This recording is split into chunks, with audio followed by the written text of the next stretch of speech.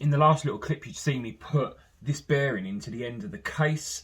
It actually went in really easy. It says that it's a press fit, but again, I was able to just drop it in, and it kind of started to bite. So with a hammer and a punch, just all the way around the edge, and it come down real easy. So that's no special tools required for that other than a hammer and a punch, which most people have. The circlip, new circlip holding that bearing in. It's quite a tough one. But yeah, again, it went in pretty easy. Keeping the rest of the engine covered up whilst I do this little bit of work, because I just don't want anything getting into the gubbin. So that's why I've got this old towel thrown over it. Right, so the next job, we've built the gearbox is back together. But the last bit is this. This is fifth gear. This is the last bit of the gearbox to go in, and then the actual gearbox itself can be bolted into the engine. But this gets pressed into the centre of that bearing, or pulled into the centre of the bearing. That's how they tell you to do it in the manual. So I've kind of had a little look around what I've got in the workshop and see what I can come up with. I'm going to go real simple, because that's the whole idea of this, is so that like people can do it at home on their own. So I found a bit of studded rod. I've wrapped a lot of tape around the top there. A little bit of flat bar, 2 nuts on there locked together. The idea of the tape is because in the middle there's some roller bearings, but I also want to kind of keep this square in the middle. So by now dropping that in there, that fits nice and snug in the middle of those bearings, and it keeps that rod central. Because I need to put a socket on that and be able to turn it, so I don't really want it damaging the bearings inside. So this is then going to be pressed, like passed through from the back, so that it comes out the centre hole. And then I just found I've got this socket, 46mm socket, but it fits over the end of the gear perfectly. So if this is on the outside, and the reason I went for a socket so big is because this lip actually sits on the inner race of the bearing perfectly, because that's the bit we want to be pulling against. Because we're pulling this into the inner race, we want to be bracing against the inner race, not the outer race or against the case or anything like that. It needs to be pulling against that, otherwise you'll trash the bearing in no time. So I hope this works. I only want this to be a real quick little job. I am considering, I don't know whether to just throw a little bit of heat into the centre of that to open it up, or just go for it cold and see what happens. But the idea is once this is sort of pushed in from the back with the threaded rod through it, put the socket over the top. Got a few washers to go on the top of that. I'll then put a spanner on it, and then I'm going to get the whirly gun on the back, real gentle, and see how it goes. See if it starts pulling, and hopefully we can get this buttoned right up, nice and tight. And then the next job is actually just going to be putting the gearbox in. So not really sure what I'm going to be doing editing wise, but you're just going to watch me doing this now. So let's hope it goes in.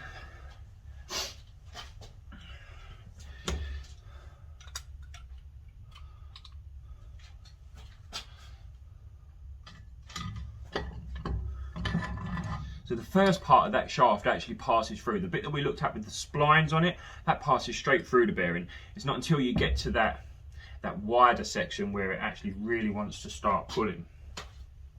I've got this little bit of box here as well, and what that does, it just fits nicely in there again, so you're just trying to keep everything as central as possible. So if we throw that over the top,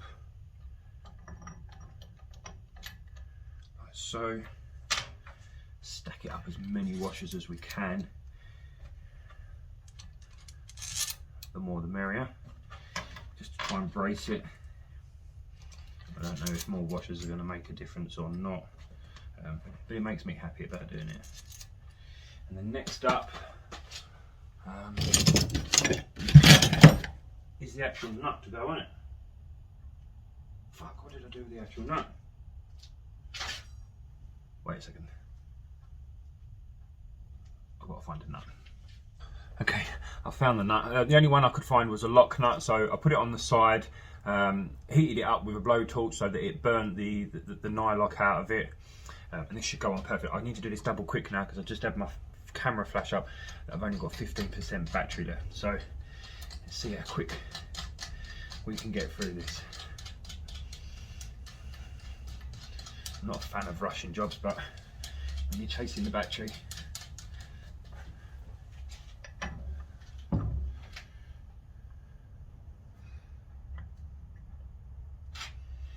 right.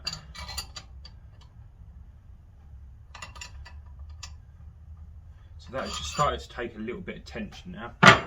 So I've got my new whirly gun, a bit of an extension on it because you've got to reach quite far into the back. Now in theory, some slow turns yet. Here it goes, spanner on. Oh, wish me luck, here we go.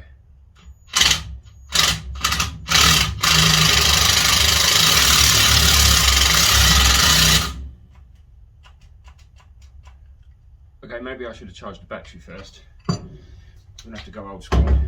Let's get the socket on it. It felt like that was going too.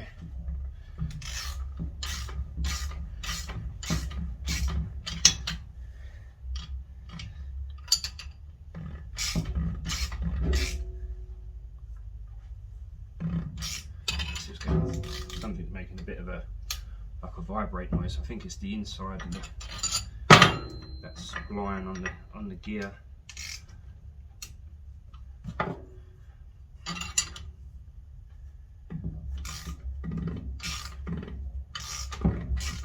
It's just where it's. Is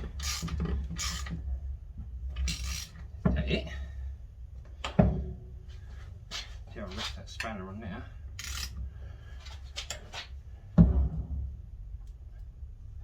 That's it.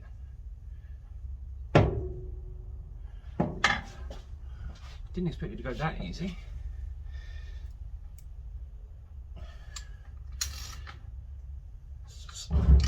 Slacking it off and see what's happened.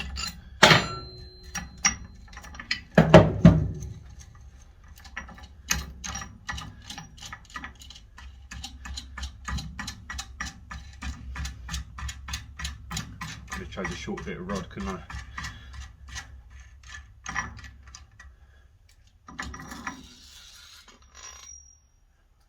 That works.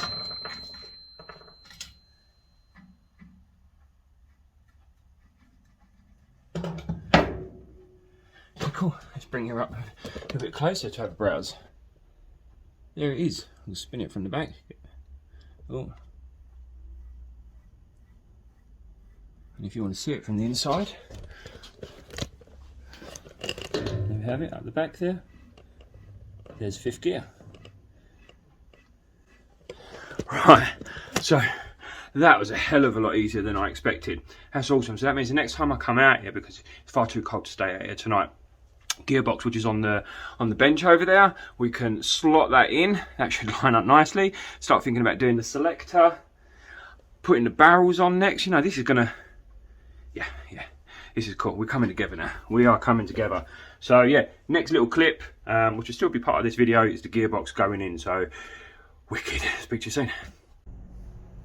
Okay, so having to take a slight different approach to this type of film in this for this particular episode. So basically, I want you to see the gearbox going into the opening on the engine here. So the way I've got the camera set up is this. Basically, this is going to be your view as the gearbox drops in. I mean, you see the gearbox go back together in the last episode, the episode before, we see it come apart and get rebuilt and all things like that. So yeah, so basically this is going to be your view. I've removed the 5 bolts that I initially installed when I sealed the 2 halves of the case together. So they've been removed because you've got 2 locating pins here which actually go into some slightly larger holes on the main plate of the gearbox. In the back here, there's 5th gear that you see that would get installed. The press fit, lubricated all the bearings, the roller bearings on the inside there. Down here is another roller bearing. That's where the counter shaft is going to sit. Again, loads of lubricant have been put in there. And this roller bearing up here, this is where the end of the gear selector drum shaft, that's where that's going to sit. So yeah, the gearbox is just going to drop in. We'll get all the bolts tightened up. This down here is the little spring that holds the detent arm. So yeah, we'll get that hooked up as well. The only thing I'm not going to be able to do this episode, which I was kind of hoping, was to be fitting this, which is the actual the gear selector. I was going to show you how to set this up on the drum, but unfortunately I've just rummaged through the box of bits and I've noticed that I do not have the two nuts that fit on these bolts here, which allow me to get it secured in place, because it's got to be altered. It's got to be adjusted to a certain angle, depending on a gap and things like that. But let's not get too involved in that, because I'll get the bolts and I can do another little quick episode on just setting up the gear, because to be honest, actually, it is quite a fiddly little job. So getting it right, and a short little episode, is always going to be a win-win. So yeah, let's move around with the gearbox now. I just hope that I do not take up too much of the camera leaning in front of it, and you get to see all of this go in. The engine is a little bit wobbly actually. I've got a little case underneath it, but I hope it's going to support it well. So you can see just coming into camera there, that hole there is going to locate over that over there, and then there's another one in this corner which is going to locate over this here. So shouldn't be too difficult. The only thing we may have to do is, as it goes down and in, we may just have to turn fifth gear ever so slightly, just so that it starts to engage and allows it to drop right down. But there's the first part that's in. It's now getting the rest of it all. We're starting to go. Bit of a twist.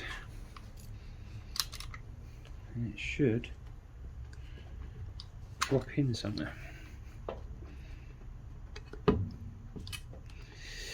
Bit of a wiggle fit this. There we go. You heard it drop right down. It's now located over these two, I don't know, locators I suppose. No other fancy word for them really, is there? New bolts to hold the gearbox in. 5 of them. I think they're like 5/16. Can't remember exactly what size they are. But yep.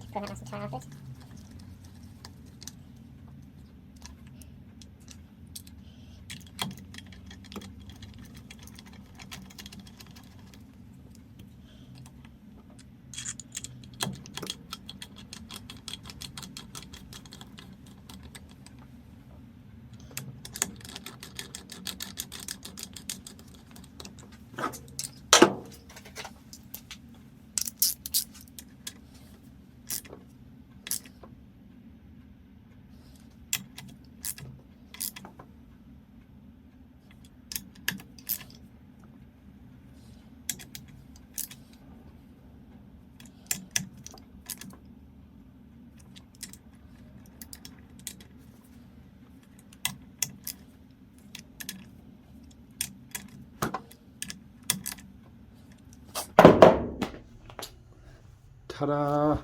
One gearbox in. Yeah, as you can see, that just locates. That lets me know that when I put this engine together, it's in neutral gear. So yeah, so nothing's actually going to be engaging.